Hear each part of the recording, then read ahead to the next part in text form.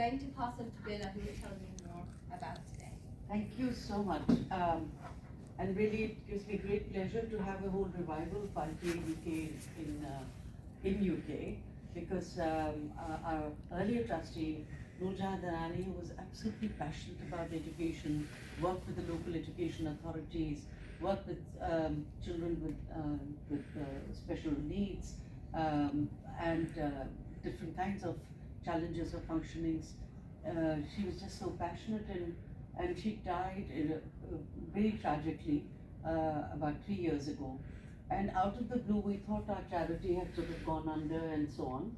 But there was a great revival. We got a knock on the door from the Charity Commission and said, what happened? And we explained, and Naila had moved to UK, and I said, would you come and take this, spearhead this initiative, because we do want to build our relationships with Pakistan and UK.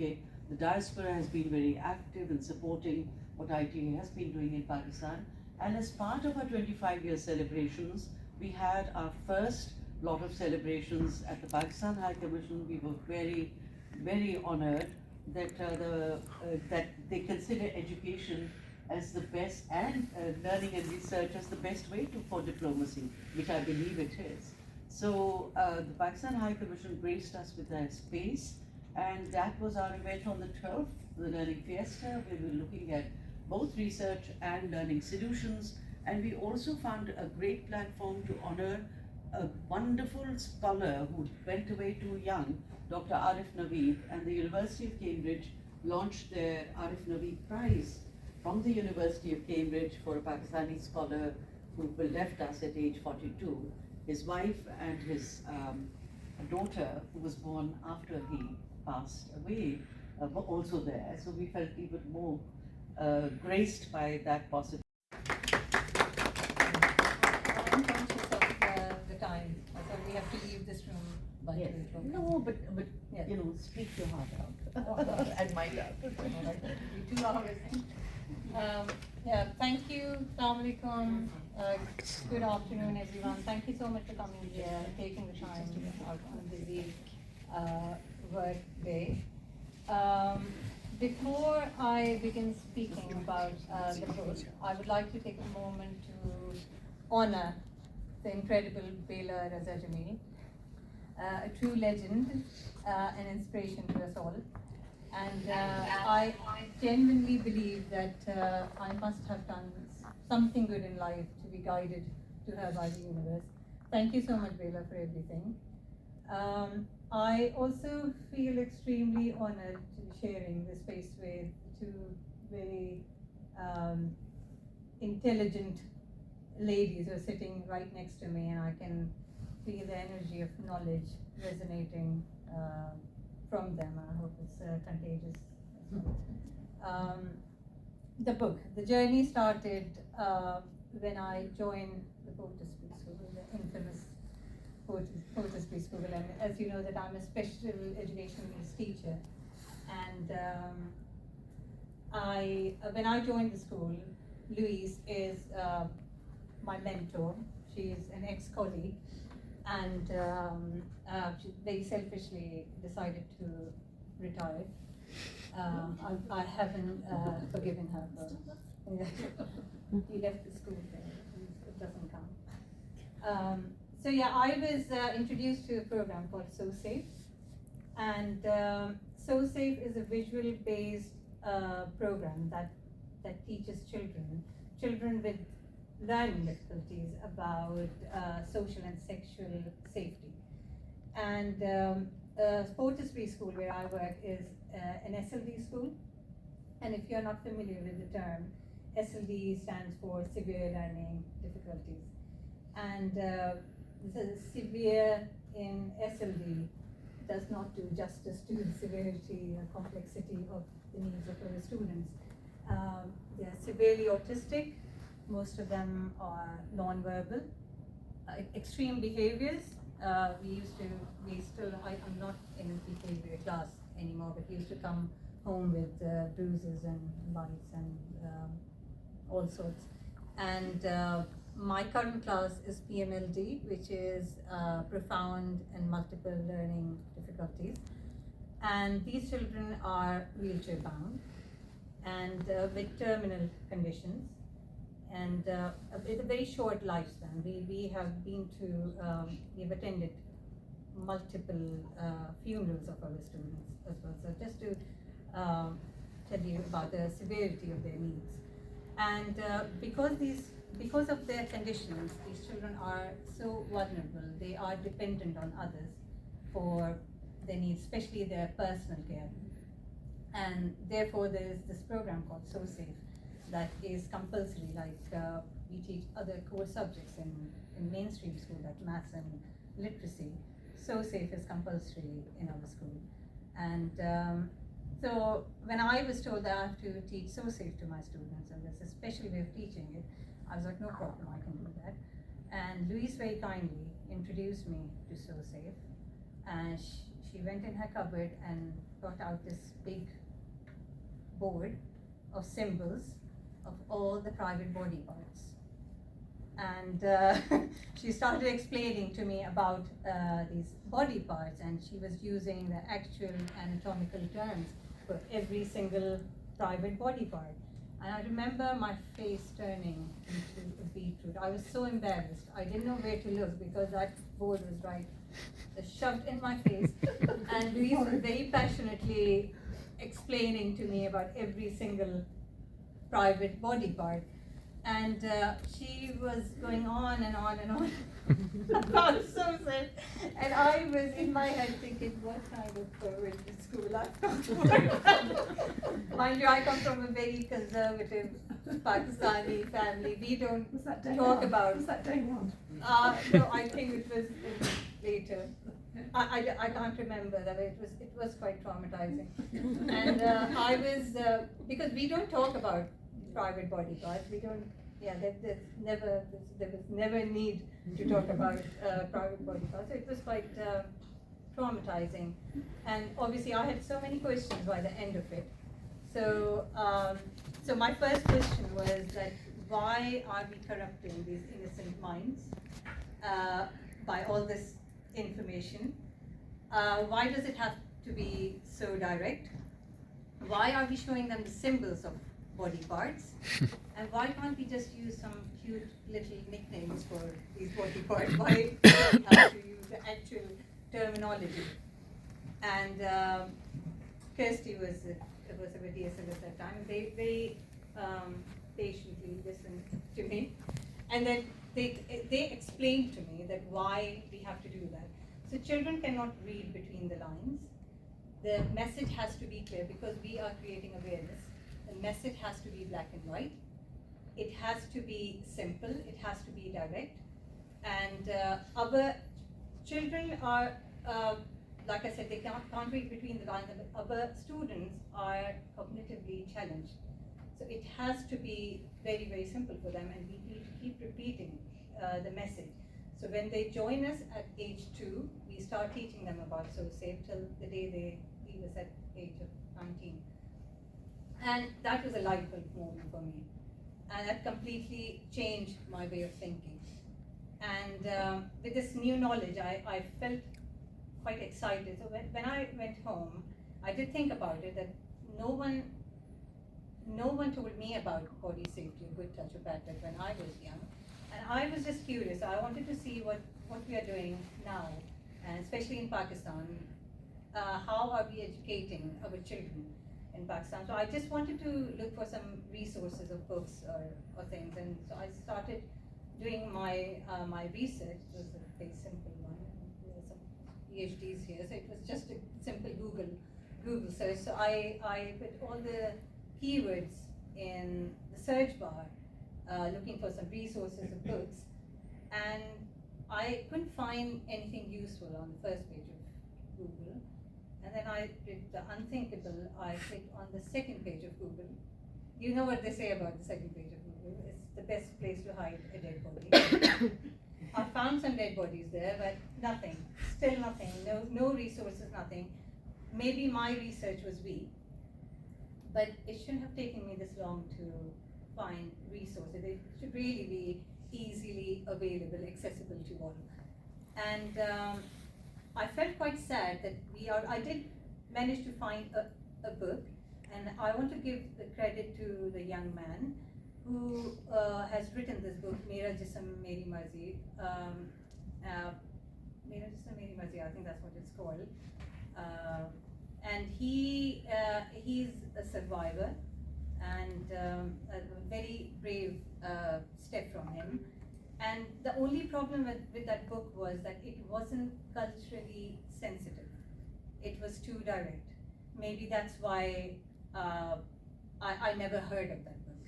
And there were some outdated resources as well that I found. So it was quite sad to see that still there hasn't been much work done in this area. So I thought to myself that I'm an educator, I have safeguarding knowledge, I have the training, I'm a children's illustrator, I can write as well, so how about I create a resource that I'm looking for? And that's how the idea of the book was conceived. And coming to the story, the concept, why there's so much emphasis on the word no, is when I started brainstorming for the story. I watched lots of interviews with survivors, and very difficult to listen to their stories. But there was this story that had a huge impact on me, and that was this young man. He said that his abuse started at the age of 6 by a close family member. So I'm going to pause the story here, a very important footnote.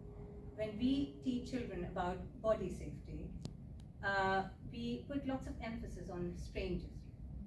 And I think that narrative has to change, because 7 out of 10 children are abused by someone they know, a family member, the neighbor, house help, friend. And we just ruin the message when we talk about stranger danger, because it is so confusing for a child.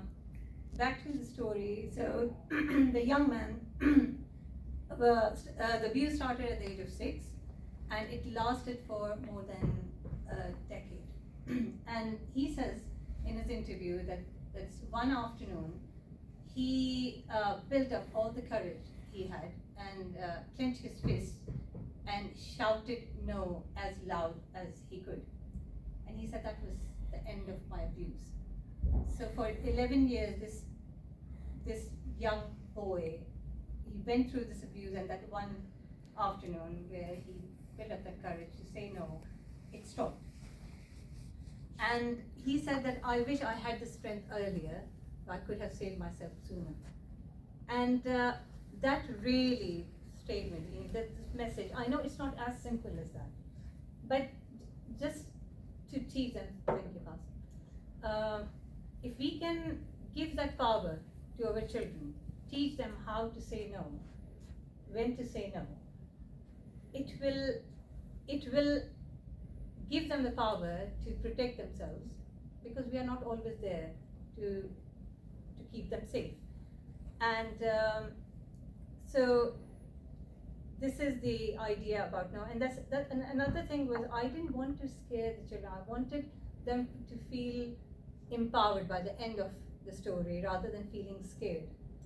And so this is the idea. And also another thing I want to add to it, that when I go to the community and speak to people about body safety and good touch and bad touch and child sexual abuse, people do listen to me, people do understand the message, but they turn around and say that we know that it's a big problem, but thank God it's not ours.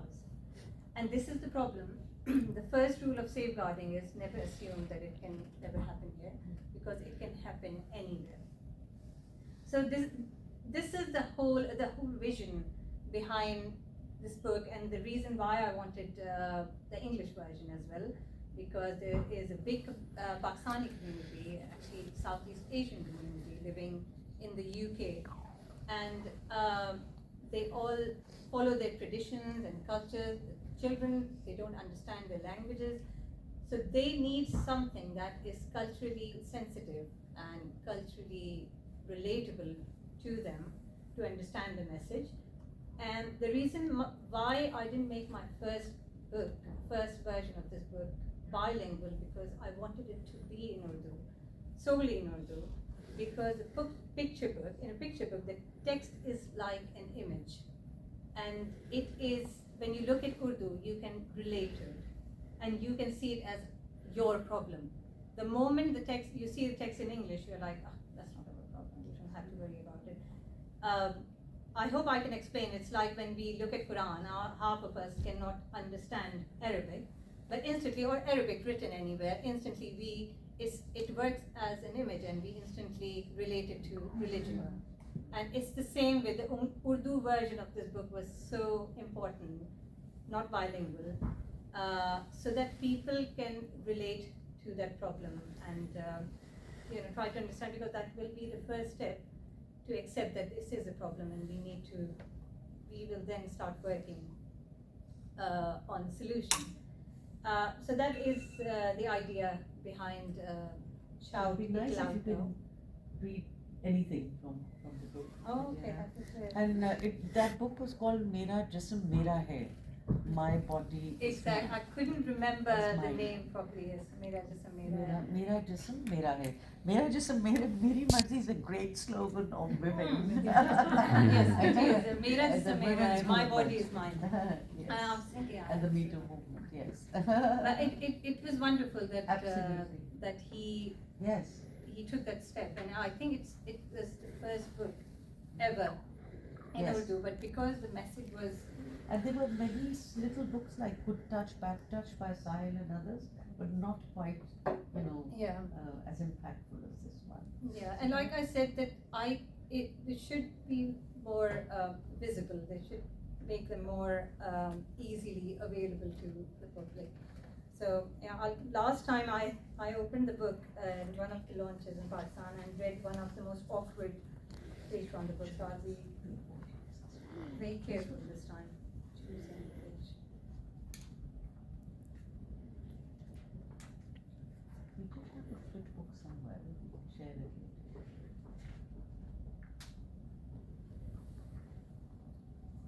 Sorry, I'm just looking at the In book for the Pakistan, first when time. we launched it, there was a room full, and we launched it in 3 places.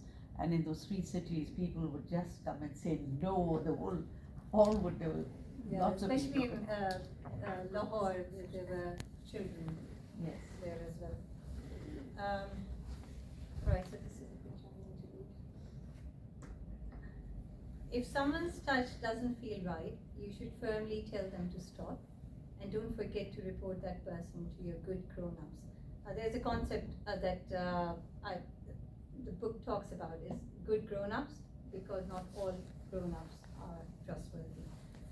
By doing this, you can protect many other children from that villain, just like a superhero. Yeah, that's it. I can read more if Yeah, if you just like it. a little bit.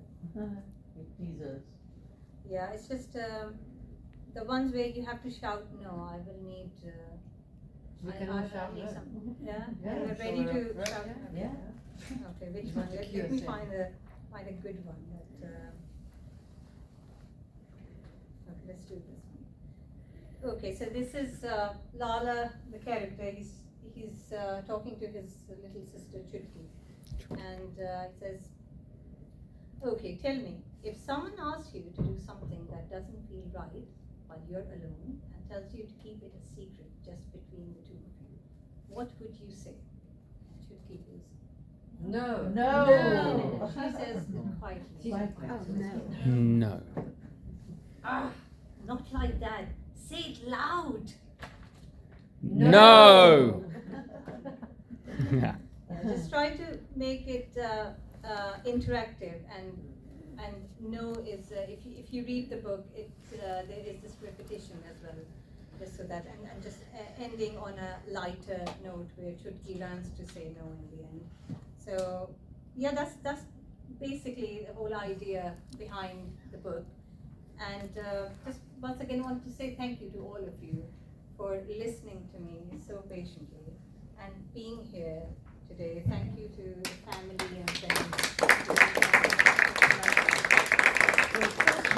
love to see Afreen one day in Pakistan running similar workshops as she runs here, because we haven't had that opportunity. So next time when you are in Pakistan, but even here, it'll be great to see, all of this happen. We thought it'd be great, wonderful to see, to hear Dr. Kanga was very keen to have the English version, and I said, what fun, if we come to UK, if we can launch this particular book.